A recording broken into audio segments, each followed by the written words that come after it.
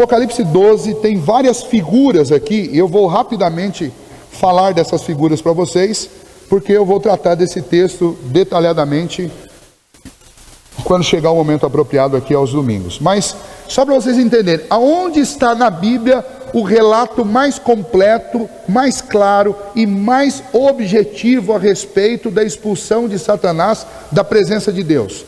O texto está em Apocalipse capítulo 12. E o texto começa falando o seguinte: viu-se grande sinal no céu, a saber, uma mulher vestida do sol, com a luz debaixo dos pés, e uma coroa de 12 estrelas na cabeça, que achando-se grávida, grita com as dores de parto, sofrendo tormentos para dar à luz. Viu-se também outro sinal no céu, e eis um dragão grande, vermelho, com 7 cabeças, 10 chifres, e nas cabeças 7 diademas. A sua cauda arrastava a terça parte das estrelas do céu, as quais lançou para a terra. E o dragão se deteve em frente da mulher que estava para dar à luz, a fim de lhe devorar o filho quando nascesse. Nasceu-lhe, pois, um filho varão, que há de reger todas as nações com cetro de ferro.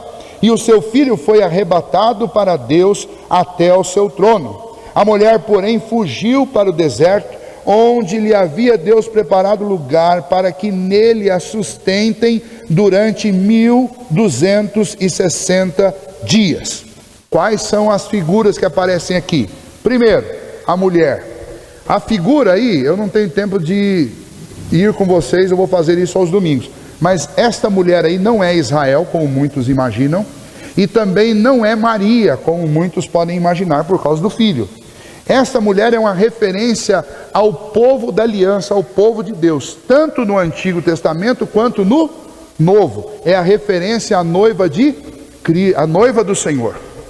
É a referência à verdadeira igreja, tanto na velha dispensação quanto na nova.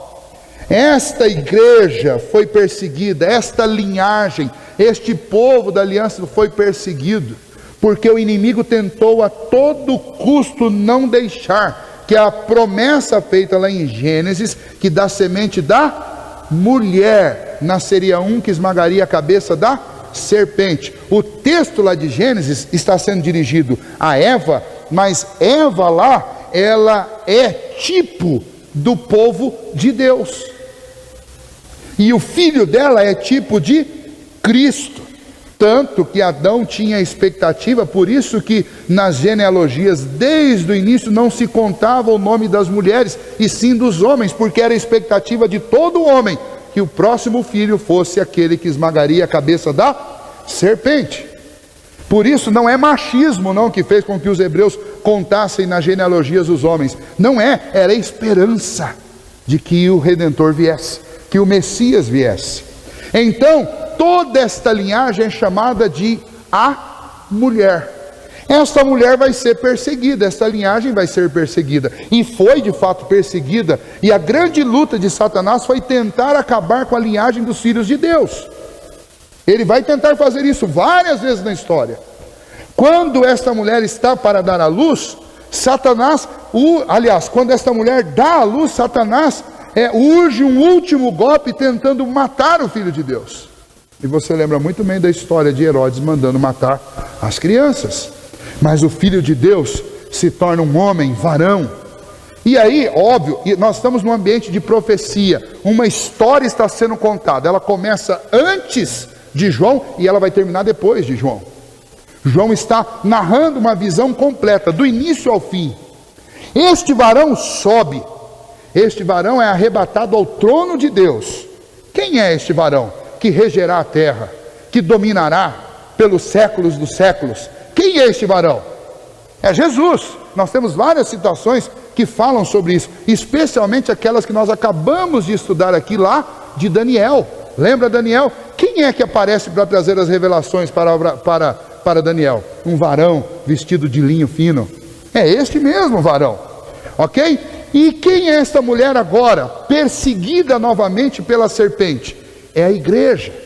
É a igreja que é levada para o deserto, onde Deus vai a suster. É a igreja que lá do capítulo 11 é a testemunha. Por que ela é testemunha? Veja só, ela é testemunha porque ela recebeu 2 testamentos, o Antigo e o Novo Testamento, que é o testemunho da velha dispensação e o testemunho da nova dispensação. Quem fica perguntando, por exemplo, quem serão essas 2 testemunhas de Apocalipse 11? As 2 testemunhas são o Antigo e o Novo Testamento. É ensinado e testemunhado pela igreja. Aonde? No deserto. O número 1260 é óbvio que é um número simbólico. Representa todo este período em que a igreja está dando o testemunho do que Deus ensinou, revelou e mostrou. Muito bem. Então nós temos uma história. Pintado um quadro. Agora, a partir do versículo 7, veja. Houve peleja no céu. Miguel e seus anjos pelejaram contra o dragão. Também pelejaram o dragão e seus anjos. Lembram de Daniel capítulo 10? Lembram de Daniel capítulo 12? Qual foi a visão que o homem vestido de branco deu a Daniel? Que Miguel estava pelejando nos céus. Contra quem? Contra Satanás. Lembra que nós comentamos bastante sobre isso? O que acontecia na Babilônia não era meramente consequência de estratégias políticas dos babilônios. O que acontecia na Babilônia era resultado daquela batalha que estava sendo travada nas regiões celestiais. A tentativa era acabar com a mulher, que é a linhagem do povo de Deus. E então, nós temos aqui novamente João dando sequência nessa linguagem, usando a mesma batalha lá para dizer, olha, houve uma batalha. E a batalha qual foi? A batalha foi de Miguel contra Satanás e os seus anjos. Até Cristo essa batalha tinha sido vencida? Não. Até Cristo eles apenas lutaram e travaram uma batalha que garantiu que a mulher ficasse viva e desse à luz ao primogênito. Agora, vejam só que legal isso daqui. Versículo 8.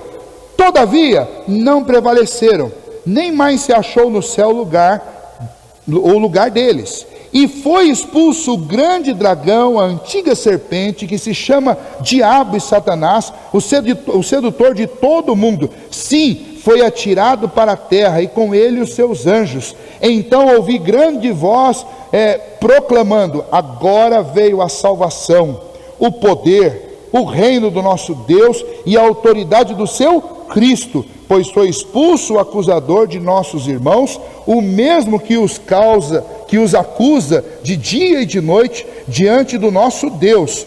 Eles, pois, o venceram por causa do sangue do Cordeiro. Quando foi que Miguel e seus anjos venceram e puseram para correr Satanás e os demônios de lá? Bom, se foi pelo sangue do Cordeiro, quando é que foi? Depois da crucificação de Cristo. Está aí, ó. Como diz o Sebastião, é Bíblia. Não é eu que estou falando, é a Bíblia. Ah, mas esse texto é um texto de profecia. Tudo bem, pode ser um texto de profecia, mas ele está localizando muito bem quando é que se dá este evento. Ele está localizando quando? Quando eles foram revestidos de poder, de majestade, de autoridade, através da obra de quem? Do Messias, do Cristo. Cristo é o poder que expulsou de uma vez por todas. E o que é mais interessante é que o texto, ele deixa uma noção muito clara do quanto esta obra de Satanás era ativa até Cristo. O texto diz qual que era a função dele lá. Ele acusava os filhos de Deus diante do próprio Deus. O que o apóstolo Paulo fala lá em Romanos capítulo 8, a partir do versículo 30? Ok, beleza. Mas por que Paulo precisava falar isso? Quem intentará acusação contra os eleitos de Deus? Deixa eu dizer uma coisa aqui. Ímpio se dá o trabalho de acusar filho de Deus para Deus? Não. De quem que Paulo está falando? A pessoa não aparece aí. Aparece só quem? Quem intentará acusação? Não, ninguém. porque o único que fazia isso era Satanás. Ele foi expulso de lá. E ainda que ele continuasse lá, como é que ele pode acusar alguém por quem Cristo morreu? Alguém por quem Deus deu o próprio Filho. Alguém que foi justificado pelo sangue do Filho de Deus. Quem pode intentar acusação contra eles? Agora, para Paulo ter dito isso daí, ele tinha consciência a respeito de um acusador, que até Cristo levava as nossas culpas diante de Deus para nos acusar diante do Senhor. Está vendo? Eles não cumpriram a lei que o Senhor deu. O que ele falou sobre Jó? O senhor está falando que ele é íntegro e leal, mas é porque o senhor encheu de coisas boas na vida dele. Tire essas coisas, o senhor vai ver se ele não vai te trair. A ideia é, eu vou ter acusação. Ele só não tem do que acusá-lo, porque o Senhor está cercando ele de benesses. Tira as benesses de volta dele, que eu vou ter assunto para acusá-lo aqui. É isso que Satanás fazia. Então, esta ideia de que Satanás foi expulso, antes da queda de Adão, lá no início, entre o versículo 1 e o versículo 2 de Gênesis, biblicamente ela é esdrúxula, ela não tem base bíblica, só que todos nós fomos ensinados assim, todos nós crescemos acreditando nisso. Se não crescemos acreditando nisso, aí nós não tínhamos ideia formada, e a intenção agora é formar uma ideia sobre isso. Deixa eu só terminar de ler o versículo 11 aqui, essa citação aí do versículo 10. Agora veio a salvação, o poder, o reino do nosso Deus e a autoridade do seu Cristo, pois foi expulso o acusador de nossos irmãos, o mesmo que os acusa de dia e de noite diante do nosso Deus. Eles, pois, o venceram por causa do sangue do Cordeiro e por causa da palavra do testemunho que deram, e mesmo em face da morte não amaram a própria vida. Por isso festejai aos céus, e vós os que neles habitais.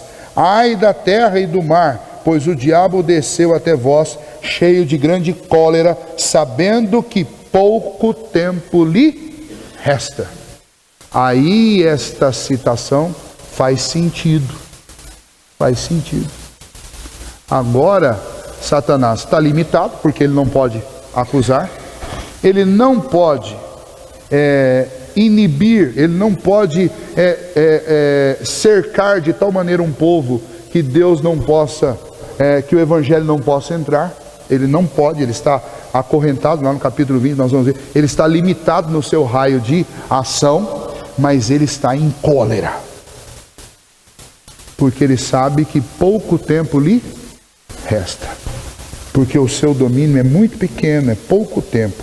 Quando, pois, veja o versículo 13, quando, pois, o dragão se viu atirado para a terra, perseguiu a mulher que dera à luz ao filho varão. Veja, qual o ambiente de João no final do primeiro século? A igreja está sendo perseguida ferozmente, estão matando cristãos, estão colocando cristãos em prisões, como o próprio João estava. E foram dadas à mulher as duas asas da grande águia, para que voasse até o deserto e ao seu lugar, aí onde é sustentada durante um tempo, tempos e metade de um tempo, fora da vista da serpente. Então a serpente arrojou da sua boca atrás da mulher água como um rio, a fim de fazer com que ela fosse arrebatada pelo rio. A terra, porém, socorreu a mulher, e a terra abriu a boca e engoliu o rio que o dragão tinha arrojado de sua boca. Irou-se o dragão contra a mulher e foi pelejar com os restantes da sua descendência, os que guardam os mandamentos de Deus e têm o testemunho de Jesus, e se pôs em pé sobre a areia do mar. Bom, a gente vai ver todos esses símbolos, só quero citar dois aqui. Um deles, essa ideia de deserto, é a ideia da igreja estar num ambiente inóspito em que ela só sobrevive pela dependência que ela tem de Deus. É Deus que lhe dá asas para que ela fuja. É Deus que a alimenta no deserto. Mas a segunda imagem que é mais interessante para nós, pelo menos nesse momento, é que Satanás, ele inicia essa perseguição com águas como que um rio. A ideia é a ideia de um levante militar, de uma enxurrada de perseguição. Só que este rio que foi vencido pela primeira igreja, depois ele vai se tornar um mar.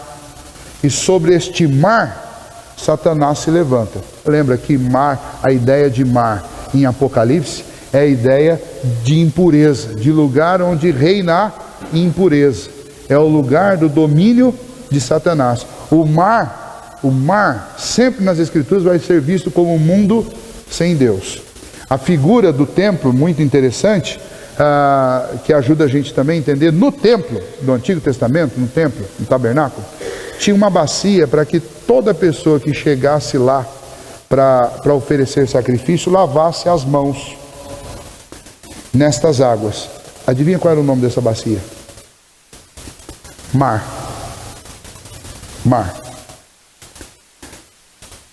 Quando o Apocalipse diz que o mar já não existe, ele está dizendo assim, ó, não existe mais impureza em lugar nenhum. Então você não precisa mais da bacia, do mar, para lavar as mãos e deixar as impurezas lá. Então essa figura de mar, especialmente em Apocalipse, ela está associada ao lugar da impureza, ao mundo sem Deus. Sobre este mundo, sobre este lugar é que Satanás se levanta. Tá? Então a ideia é que essa igreja vai ser perseguida, e essa perseguição que começou como um rio se tornará como um grande mar, e essas águas se estenderão sobre toda a terra. Por quê? Apocalipse 20 vai definir isso de uma maneira muito interessante. Diz que no final Satanás sairá a reunir Gog e Magog, duas grandes nações que são ali usadas como exemplo. Significa que Satanás vai juntar pessoas para ele, vai construir um exército, vai levantar um movimento. E Satanás está fazendo isso desde a sua queda, desde o seu lançamento aqui. Por causa da maneira como eu falo, você pode surgir uma confusão entre queda e expulsão. Tá? Então eu estou falando hoje só de expulsão, não estou falando de quando é que Satanás caiu. Quando ele caiu em pecado. Eu estou falando só de quando é que ele foi expulso do céu. Você vai perguntar, outra pergunta é: quando é que Satanás caiu? É óbvio que Satanás caiu antes de Adão. Antes de Adão. Agora, esse antes de Adão foi quando? Bom, não pode ser antes do sétimo dia da criação. Porque no sétimo dia da criação tudo estava muito bom. Então, nós não sabemos quanto tempo se passa do sétimo dia até o dia da queda. Mas foi nesse intervalo, precisamente, que Adão, Lúcifer caiu do seu estado de santidade. Foi nesse período. Porque até o sétimo dia está tudo muito bem. Está tudo muito bom. Não tem nada ruim no cosmos, no mundo, no universo criado por Deus. Tanto o terreno, tanto o nosso aqui, como o celeste. Está tudo em perfeita ordem. Tudo foi feito de forma perfeita. Está tudo muito bom. E alguma rebelião vai acontecer. E depois dessa rebelião também Satanás vai tentar o próprio homem para que ele caia. Para fechar, vamos ler esses textos que eu pedi para vocês abrirem aí, que são textos que vão mostrar Satanás atuando tanto na esfera celeste quanto na esfera terrestre, inclusive acusando, como ele vai fazer no texto aí de Zacarias. E também nós vamos ver um texto do Evangelho que o Senhor Jesus já anuncia o que vai acontecer com Satanás. Ok? Então vamos lá. Primeiro texto aí que eu pedi, Jó 1, versículo 6. Ok. Então Satanás tinha acesso ao céu. 2, versículo 1. Ok. Então você tem as duas declarações aí, deixando muito claro que ele tinha acesso. Agora vejam esse texto aí, em que Satanás vai acusar o sacerdote Josué na presença de Deus, porém o Senhor o repreendeu. Zacarias 3, 1 e 2. Vejam só, onde Satanás estava aí mesmo? Qual que é a posição que ele está ocupando aí? Na sala do trono. Tá? Então, por mais que pareça novidade para nós, isso é Bíblia, está aí. Satanás não foi expulso do céu antes de Cristo. Você não tem nenhum texto na Bíblia que deixa isso, que dá uma base para esse tipo de informação. Então nós fomos ensinados, se é que fomos, de forma equivocada. Aí o Senhor Jesus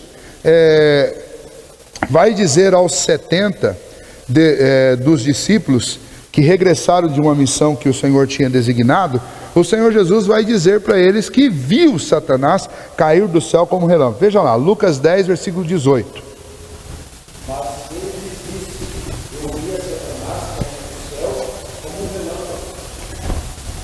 Ok, e o mesmo texto lá em João 12, 31.